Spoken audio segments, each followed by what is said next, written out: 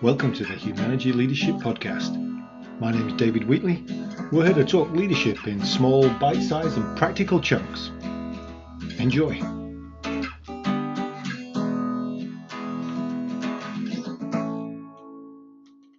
Welcome to this episode of the Humanity Leadership Podcast. Today I'm joined by Sharissa Deppen, and Sharissa is the CEO of Leadership Mastery Alliance, a company specializing in supporting introverted servant leaders who are women in corporate leadership.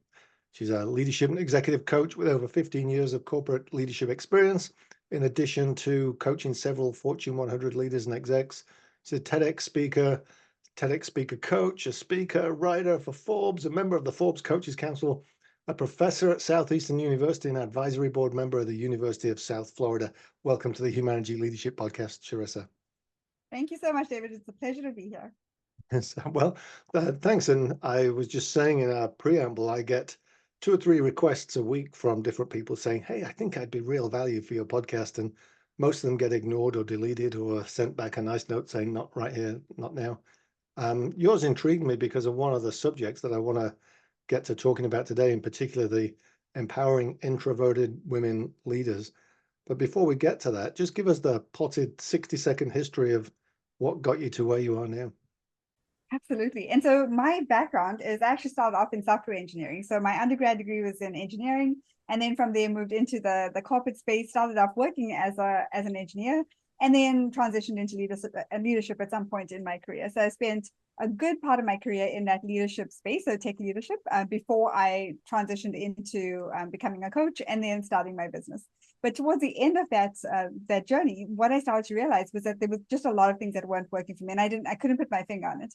So I was getting burnt out. I was working long hours as well, but also there was certain parts of my work that I really loved. So I love that innovation. I love the leadership aspect of my job, but there were just so many demands on my time, and I was a single mom at the time. And so trying to juggle all of that, I was just depleted, and I just couldn't figure out, okay, what do I need to do to get to a place where I feel like, I'm not being driven by my career, but I'm actually in the driver's seat and I'm having an enjoyable experience. And so through all of that, I actually found a coach through Groupon, of all places. I was scrolling on Groupon, and I found an ad that a coach put out there, a career coach.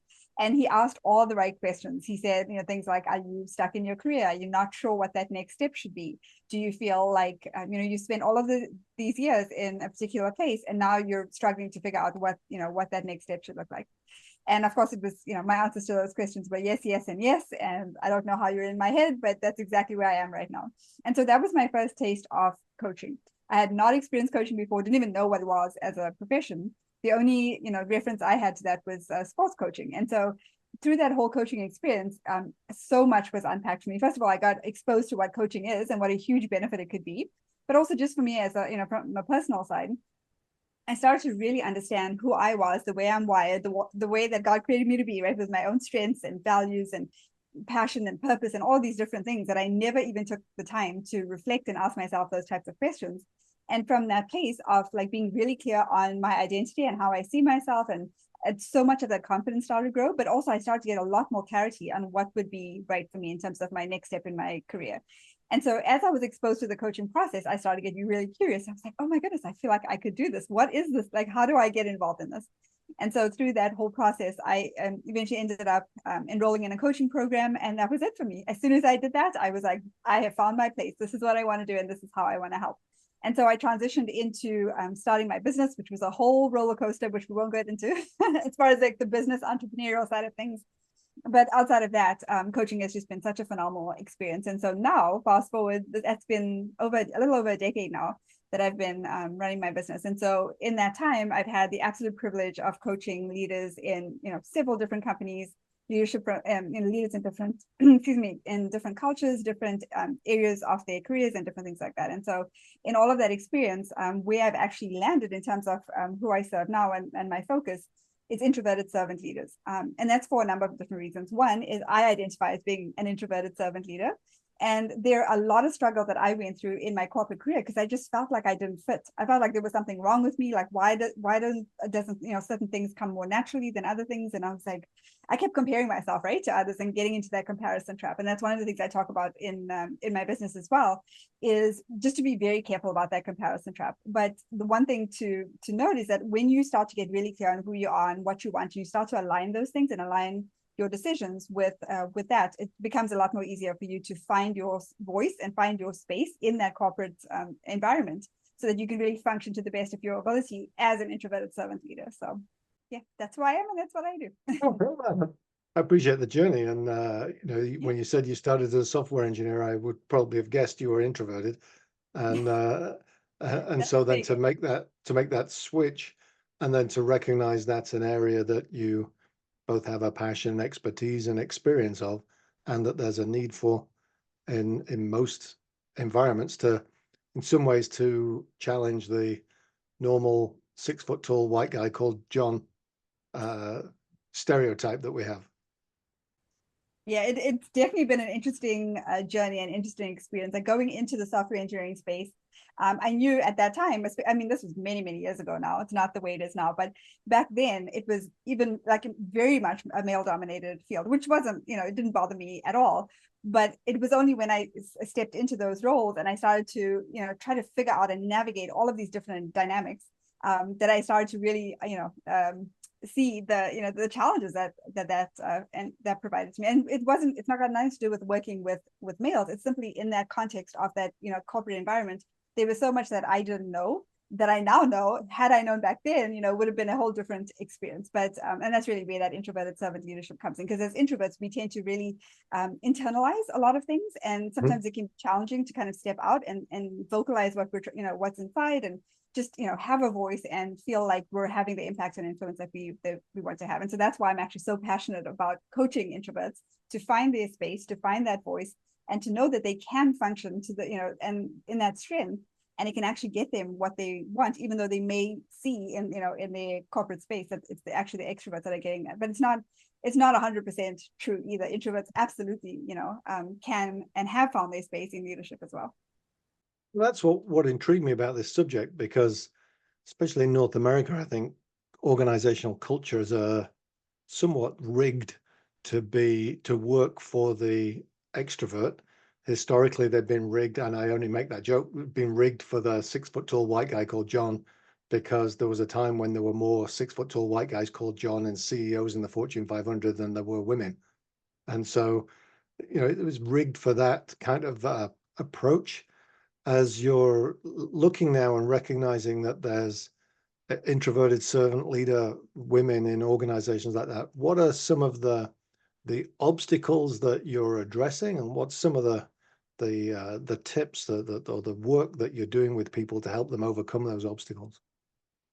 Yeah, absolutely. So I would say like one of the challenges, and this is something that I personally experienced or I felt when I was in that space in the corporate world, is feeling misunderstood. Like people just don't get me. They don't understand how I function, but there's an expectation of me to show up in a way that doesn't really align or doesn't feel that comfortable to me. Now, of course, there's that aspect of there's going to be certain things that require us to step out of our comfort zones, and we understand that. But as an introvert, we're wired in a in a certain way. There's certain things, and actually, I want, if it's okay with you, I'll start there as far as what it is to be an introvert, because I think a lot of times people they may be surrounded by introverts and they may work with introverts, but not able to identify that, or they're not sure, okay, how do I know if I'm working with somebody that a person like that I'm about to describe? And so there's some qualities of an introvert I think that are worth pointing out to answer that question. So introverts for the most part tend to be very empathetic, right? So they're really cued in how people show up. They're very good at like picking up on nonverbal cues. They're also really good at active listening. So most times your introverts are not going to be the ones that are vocal right up front, right? They're not going to be taking center stage and all that. They're taking in, input from the environment. They're trying to understand who's in the room, who are they engaging with. They're paying attention to who's speaking. They're taking in all of that information and internally processing it before they feel like they're ready to engage and to get into that conversation. They're oftentimes very curious internally. They often ask really good questions too, and things like that. But they really are very thoughtful, very reflective, and that kind of thing. And they also tend to focus on service as well. And so that's also where that servant leadership comes in. Like, okay, I want to take in this information. I want to understand where you're coming from, So then I can then meet that need. I can then help you, in whatever way that I can, being of service. And so typically speaking, that's how you're going to see your introverts really show up in the workplace. And so from that place, one of the things, and now if you don't know that as an extroverted leader, I mean, no fault of anyone, right? If nobody's told you this, or you just don't know, you're unaware, then it's very hard for you to say, oh, okay, I understand where you're coming from. I understand, these things, the strengths that you have. Now, how do we incorporate that? So I think it starts, number one, with that awareness of who are your introverts, and how do they function, and what's going to be best for them, like, in what way can we help and support these introverts in our workplace once we know what's going to be best for them, and how they even internally process through things and operate. And so I think it's so important for leaders to, number one, be aware, but also just to have that education around how to identify your introverted leaders so you can help them to shine, so you can help them bring out their strengths. And then to answer the second part of your question about like how we address some of these challenges, one, I would say that for introverts, because they internalize so much, they like to be given a heads up. So introverts are not, they're often not comfortable being put on the spot, especially not in a group setting, right? So they're the type of people who like to be told ahead of time. They like to plan, they like to think, so that when they get into that kind of group setting, so they feel a little more prepared, and they feel a little bit more confident in engaging with those discussions or making a decision or whatever that is. And so giving your introverts the opportunity to do that means, in a practical way, like letting them know ahead of time what's going to be expected of them. So say in a meeting setting, there's always three things that I share with anyone who's setting up a meeting, to keep in mind that if there's introverts that are going to show up to that meeting, doing things like sharing an agenda ahead of time, right? So it's not just for the introverts, but so everybody's on the same page and you know what is going to be discussed. And then specifically, if you can share, like, what is from an introvert perspective, like, what is their role in that meeting? Are they there to participate in the discussion? Are they there? Is it an informational meeting where they're just sitting there, taking in information? And then the third thing is the objective, right? What is the end goal? What are we trying to achieve with this time together? So when introverts have that information, and part of it is on the introvert, right? So they can, of course, ask the questions ahead of time to make sure they have what they need. But when they feel like, okay, so I have enough information so that I can mentally prepare to go into this kind of setting or conversation, excuse me, or whatever it is, it's so much easier for them to engage when they feel that mental preparation. The other thing I like to mention is not just to prepare them for the meeting, but it's even afterwards, right? Because a lot of times there's so much that gets discussed, so much information that's flowing back and forth, and your introverts are going to need time to digest that, to process that. And then they're going to be able to, provide feedback or engage in a conversation. So giving them time even after that meeting to say, okay, we're going to, what are you taking away? And then let me know when you're ready to come back and maybe have a follow-up, or, or just let me know your thoughts on whatever that is. So I think giving them the space to function in that way is going to be really helpful.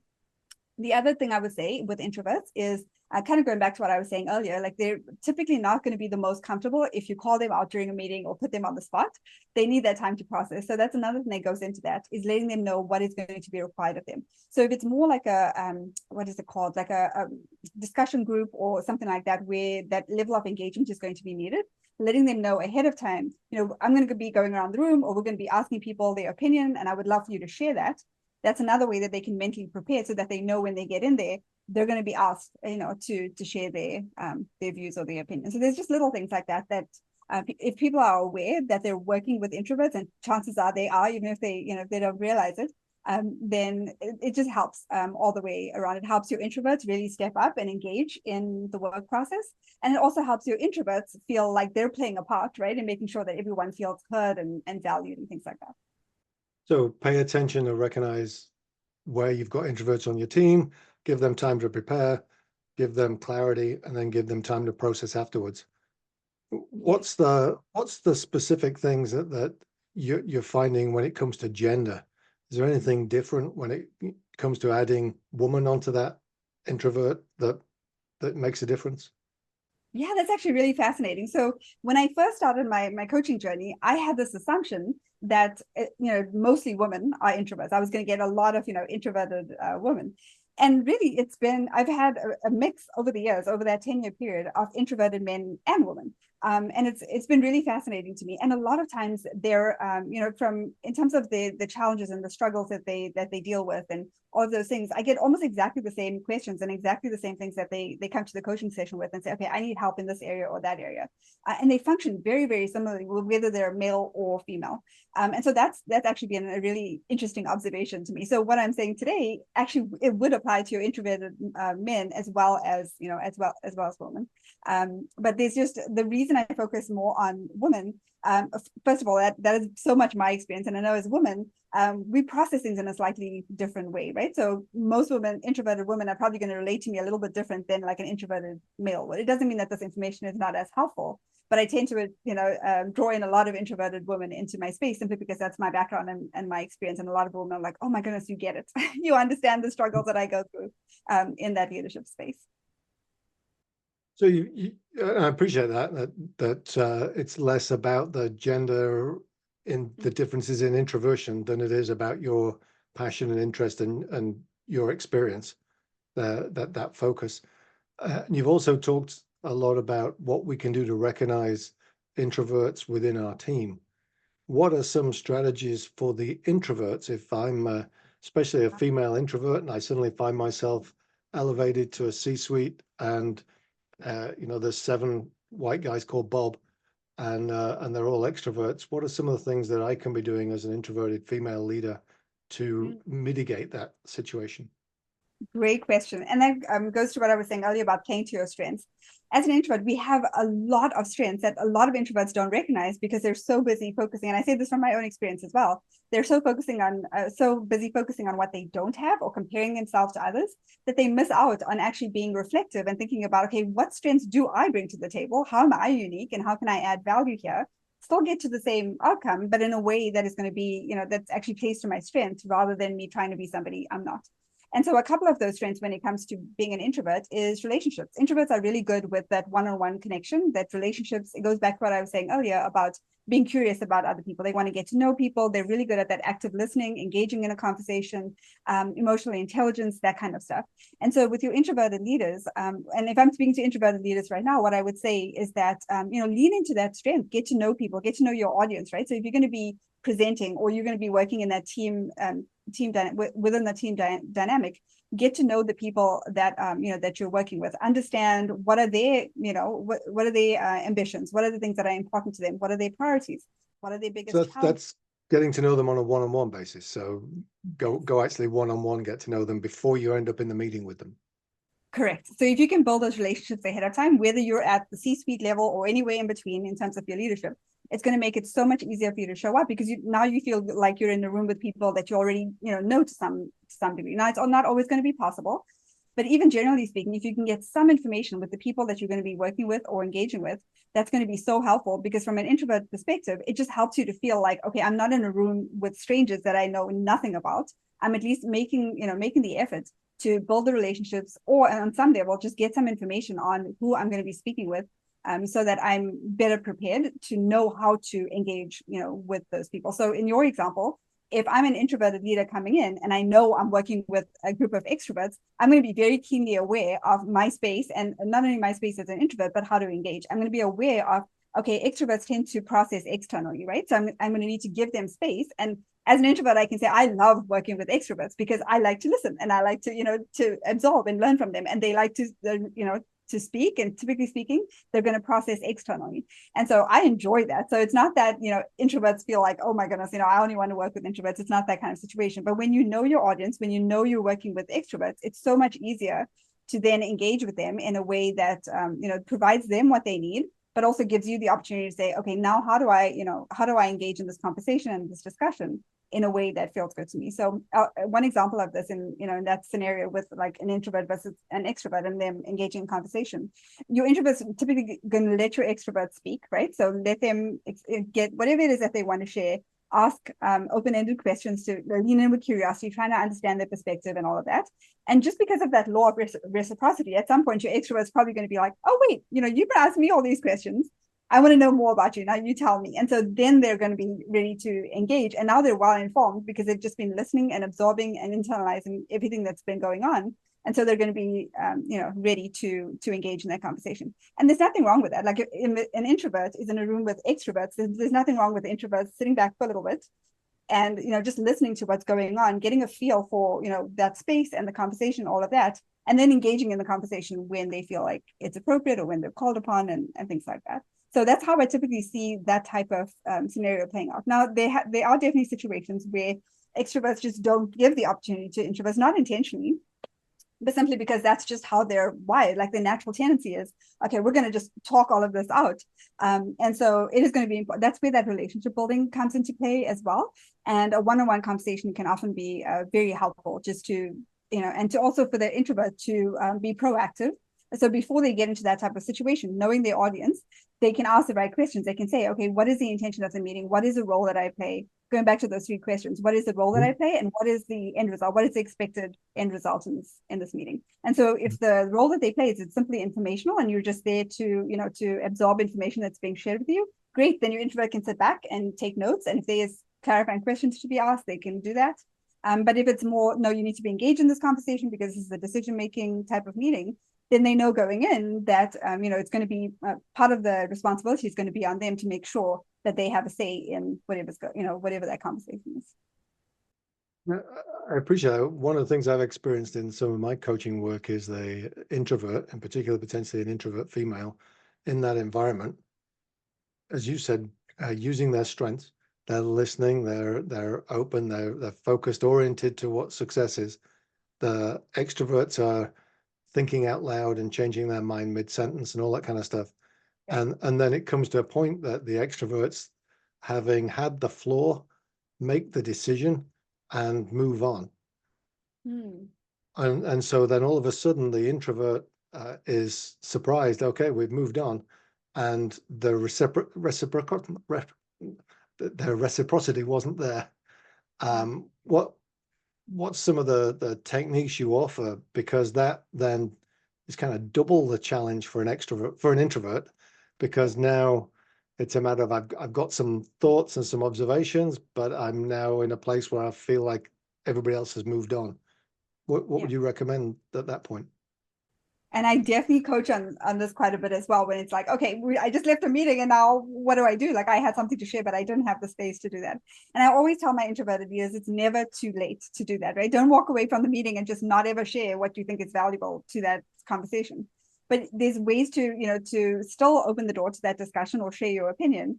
You just have to be really mindful of how you do that and what's expected. So for example, in that scenario that I talked about earlier, if that's a meeting where say a decision needs to be made, or the input is needed in order to make a critical decision and things like that. Even if you're walking away from the meeting and you feel like you haven't had the chance to provide your input, or you haven't quite processed through, because a lot, again, introverts need that time to kind of process through all the information before they provide it. One of the things I recommend is reaching out to the person who is responsible for facilitating that meeting, or the person who, like the key decision makers in that, whoever you feel is going to be the most beneficial for you to reach out to and have a follow-up conversation or discussion and say, I feel like, the time just, passed and I didn't have an opportunity to share some of my input and insight. What's the best way for me to do this? Sometimes it's going to be a follow-up meeting. Other times, maybe it's something quick that can be put into an email, but there's always opportunities for your introvert to feel heard and valued, even if they're not the one speaking up and taking up that space during the meeting. So there's other ways to do that. But again, on the proactive side, if you see that this is a pattern in these meetings and the introverts tend to completely take over the meeting, then that's when I would go to whoever is facilitating that meeting and have a conversation with them, be proactive about it and say, okay, this is what I'm noticing. And I feel, and maybe you're not the only introvert in that meeting, right? And you're not the only one that's not given an opportunity or not given the space to do that. Then I would speak to whoever it is that's responsible for facilitating that discussion and see if there's a way to work around that so that everyone in the room feels like they have an opportunity to provide that feedback, whether it's during the meeting or maybe even after the meeting, if that's appropriate. Which is a callback to your one-on-one relationship side of things, isn't it? The more I have a one-on-one relationship, the easier it is for me to go to them and say, hey, I felt like I was ignored in that meeting and you made a decision and I've had some thoughts since. How do we make sure we build them in? If I don't have a relationship, that's a hard thing to raise. That is true. Yeah. And even just the way you said that, it's a very respectful way of approaching that situation. But the other thing is, and I want to touch on that for a second, because I think you just brought up a really good point. The other benefit of relationship is when you know somebody and you're in a meeting with that person and you feel like you've already connected with them and you have a relationship, the chances of that person, like completely ignoring the fact that you're there is pretty minimal, right? If you know somebody and you know that they're part of that decision making process, chances are somebody in that room, if you have relationships with people, are going to recognize, hey, wait a second, you definitely, you're here for a reason, right? First of all, that's another thing I like to remind my introverts is whenever you're in a room or you're invited to something and you show up, know that you have a purpose there, right? You're there for a reason. You're in that position of leadership for a reason. So you definitely have value to provide, even if you feel like, okay, I'm not getting an opportunity to share. And so the more you focus on those relationships, the easier it's going to be for people to kind of include you in those conversations. But also, part of it is on you as an introvert as well to figure out, okay, how do I then really proactively engage in this so that during those meetings, it's going to have, the best possible outcome for everyone involved.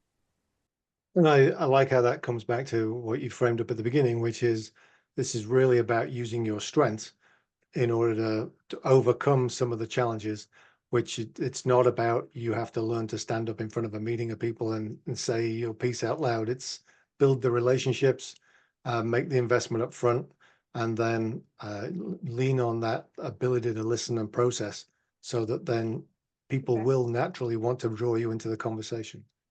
Yeah. And another thing I like to remind my introverts, and I hear this so much from people, is a lot of times when those introverts, because they're not the ones that are the most vocal, when they do, speak up, people sit up and pay attention because they're like, wow, okay, I want to hear what you have to say. Because they're often very thoughtful. And when they do speak and engage in conversation, they often have, like really valuable input to share. So that's another thing I like to remind my introverts. Don't feel like, just because maybe you're only taking up maybe 5% of the conversation, that 5% is not incredibly valuable and people are not like taking it all in and appreciating what you have to share as well. Sure. So I really appreciate you taking the time to share some of that insight with us today. Where can listeners find out more about the work you're doing? Oh, it's a pleasure. Thank you so much for having me. So my website is leadershipmasteryalliance.com. And to any of your listeners watching, if you have any questions or if there's anything that I can help or support you with, please don't hesitate to reach out to me by email as well at info, that's INFO, at leadershipmasteryalliance.com. And on that website, I also have a free training on how to lead in times of uncertainty and rapid change, which most of my leaders are in that space right now, right? And so if that's helpful to you, there's a free training on my website on how to do that specifically from an introverted servant leadership perspective. Well, thank you again for sharing that and sharing that link with people, and we'll try and put the link in the show notes as well. Thank you for joining us today, and I appreciate your time. Thanks, David. It's been a pleasure. That was the Humanity Leadership Podcast. My name's David Wheatley. For further information about Humanity, go to humanity.com or check out our latest book, What Great Teams Do Great, from all good bookstores. Have a good one. Stay healthy.